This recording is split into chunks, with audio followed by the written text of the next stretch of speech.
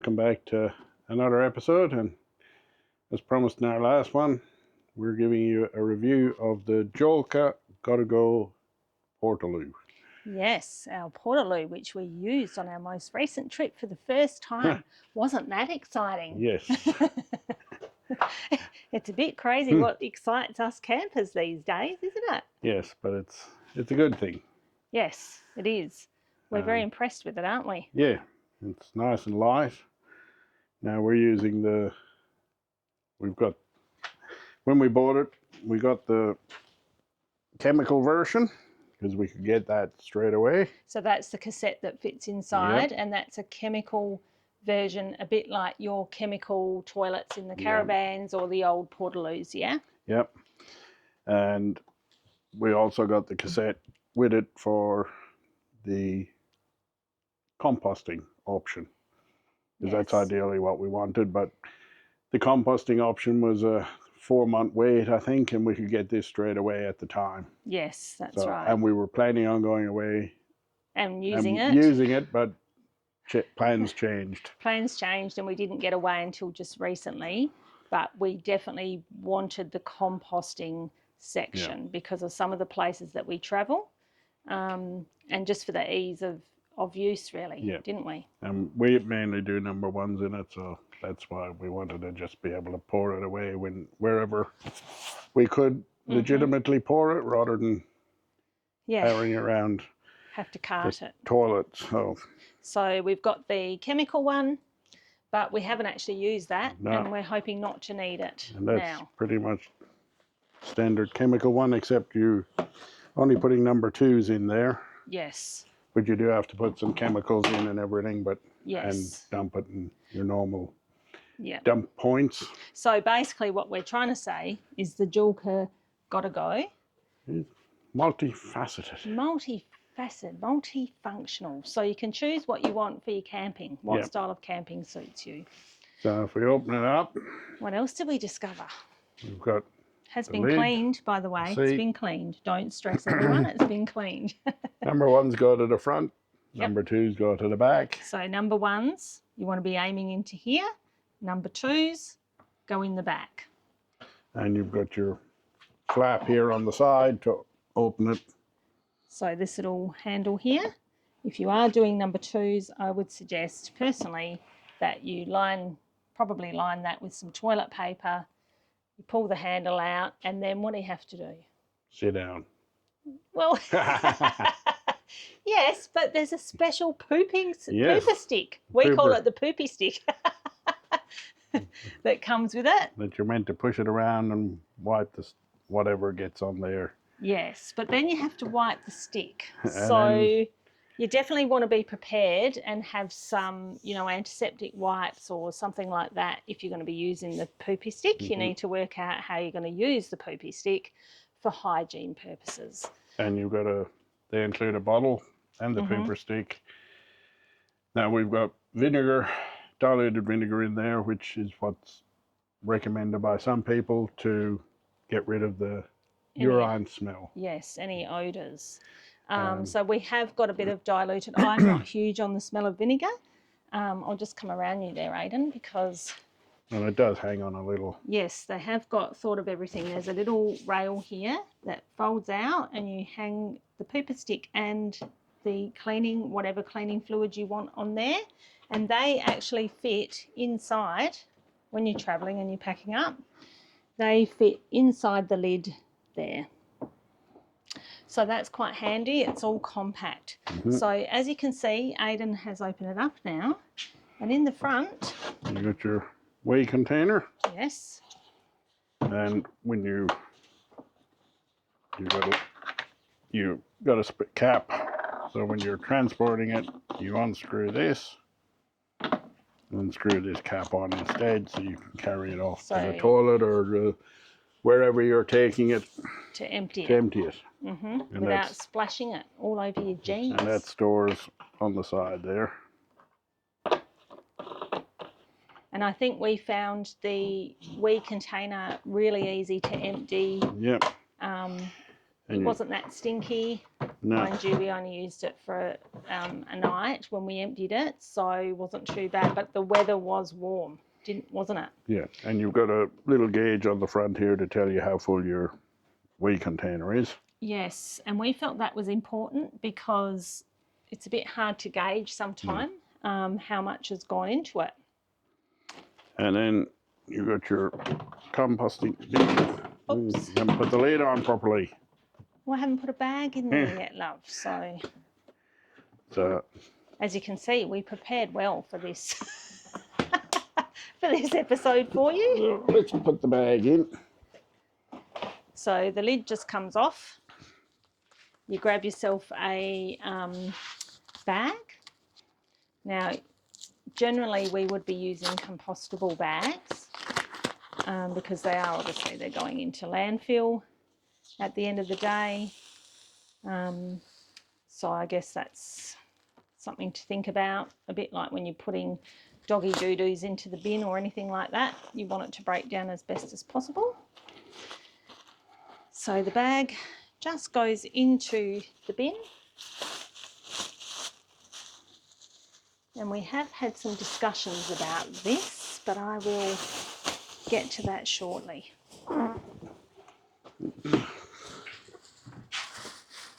Hopefully they're not too small. We weren't sure. I reckon it's too small, love. No, it'll fit. You might double back if you're really going hard with your number twos, possibly. Each to their own where this is concerned. We're just showing you what the options are. So, what I was going to say is, particularly if you're using compostable bags, having now used it, I would recommend that you put something in the bottom there. We've read that some people use sawdust. I was actually thinking about kitty litter or something like that, just to layer in the bottom to absorb any moisture that needs to be absorbed. I think that would really help and keep any odours down. But we'll get to more on that shortly, whether you want to hear it or not. Okay, so he's got the bag in, clip it on, and it slips back in. So obviously when you're emptying it, you're doing that in reverse and holding your breath, right? Supposed to be not that bad. Supposed to be, yes. And that's it. And pretty much, folks, that's it. But what did you like about it, Aidan? It's an awful lot lighter than your porta potties because you don't have 15 or so litres of water sitting on the top. Yes. So for us, lifting it in and out the steps of the camper, much easier. Not sloshing around. Not sloshing around, but then you only need to bring out this, not half the toilet. Yes, and also if you were travelling, you can just pop the lid on if you were in a position where you couldn't empty it for some reason, which we've been sometimes in the mornings that you've got nowhere to empty it or you've got to get to a toilet or whatever. You can cap it so when you're driving it's not swishing around everywhere and making a big mess. As long as it's not full, it shouldn't be a problem. Yeah.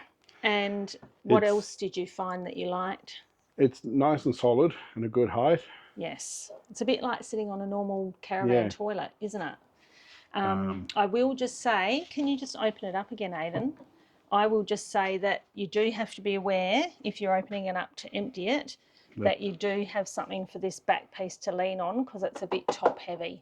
So well, it just goes back. There's nothing stopping it. Yeah, there's nothing stopping it. So when you are emptying it, it's best to have something to lean it against or get someone else to hold it so it doesn't tip backwards. But apart from that, we're really happy with it. And your poo stick fits in here. Yep, poopy stick goes in there. And the bottle goes in there. That we've found can be a little bit hit and miss as to whether it stays. I don't know if we've got too much in it actually, whether it stays there when you want to put the lids down. But it obviously it fits there. So we also found that obviously you needed to sit down when you pee. Yes, but I'd actually tend to do that in any caravan toilet because they're not that deep. Yeah, well, I don't know much about You don't that want splashing. because I'm not a man. So, yeah, obviously when we had it in the camper, you don't want splashing, right? So you sat down to use it. I obviously sat down to use it. And at this point, we can probably swap over here. So let me give that to you, Aidan, and I'll come around this side. So, girls, what I found is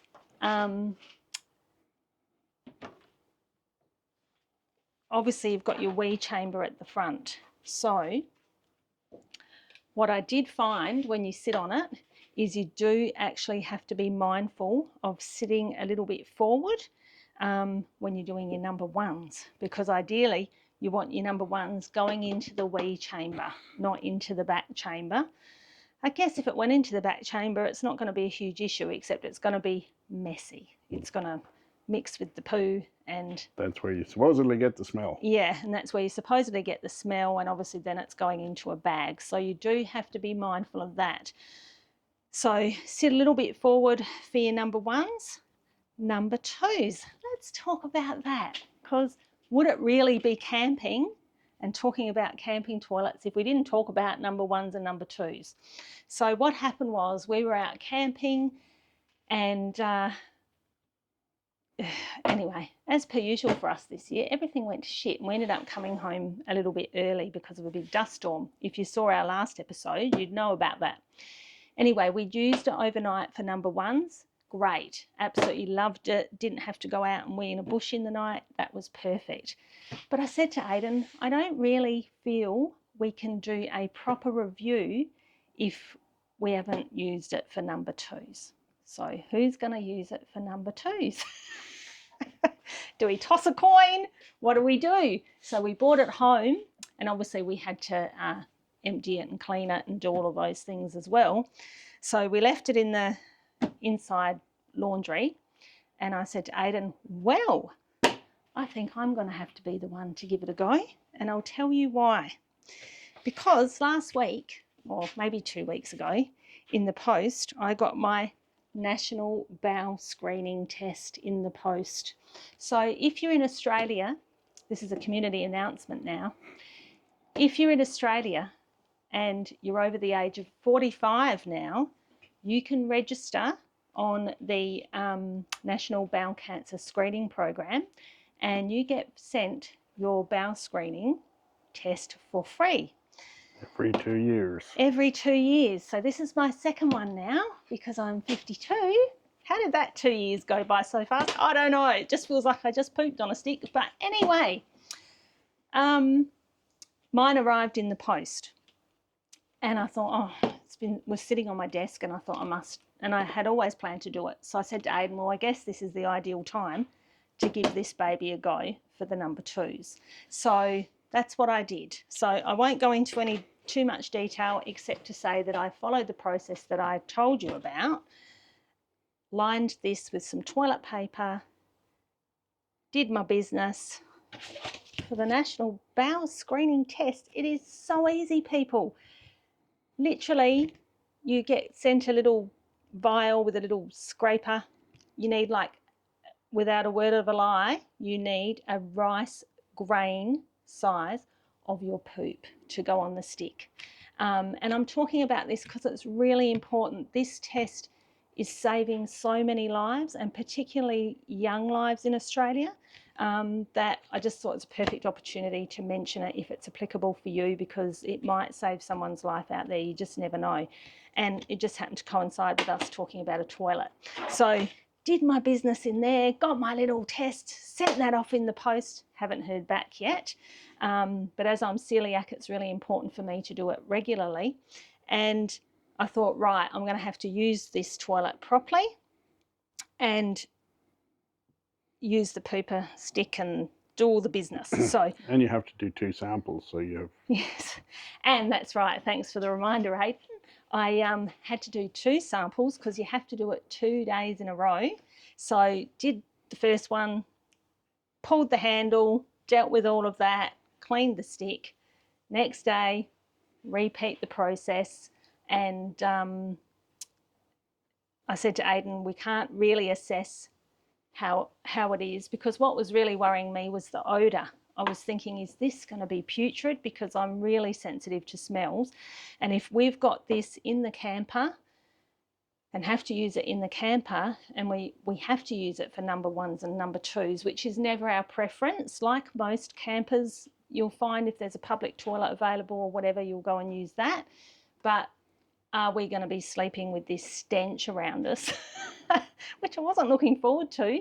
So did my 2 samples, and I said to Aidan, we're going to have to leave it for a few days, a couple of days, because, you know, I guess you could theoretically, if you're near a bin, as soon as you've done it, take the bag out, bag it up and put it in a bin.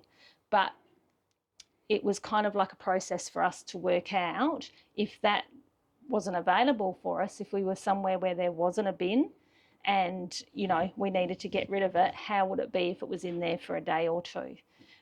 So that's what we did. And without a word of a lie, don't want to say my shit doesn't stink or anything, but my shit didn't stink.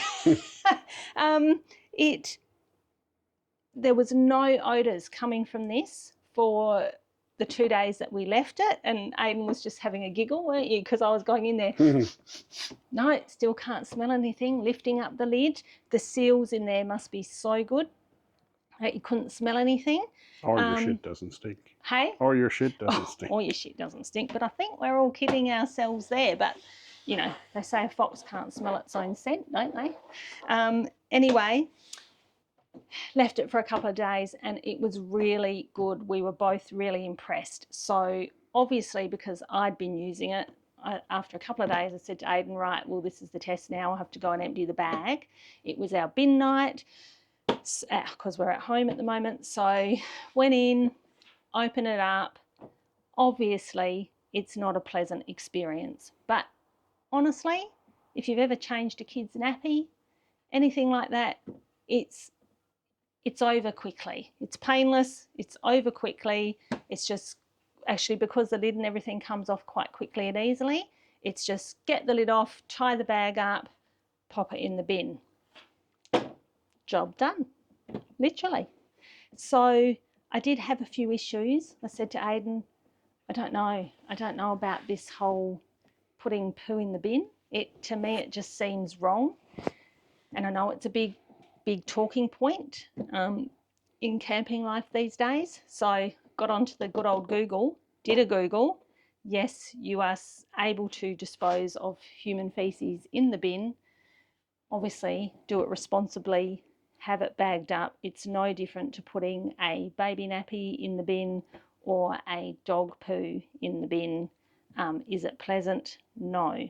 But for those of you that camp, go to remote areas where there's no dump points and things, then you would know that those of us that are responsible campers are really out there trying to do the right thing. So if would you agree, Aidan? Yeah. Yeah, because if we can dispose of our waste, you know, you're always going to get the pros and cons of the old school, do you go out and dig a hole and all those things. But, you know, our areas, particularly the remote areas, are becoming thoroughfares now, major thoroughfares, aren't they, for caravanners? And unfortunately, the more popular spots, if everyone's digging a hole, you're going to end up digging a hole where someone else has dug a hole. Well, or too close to waterways, or like you just don't know. So this is the route that we've decided to take.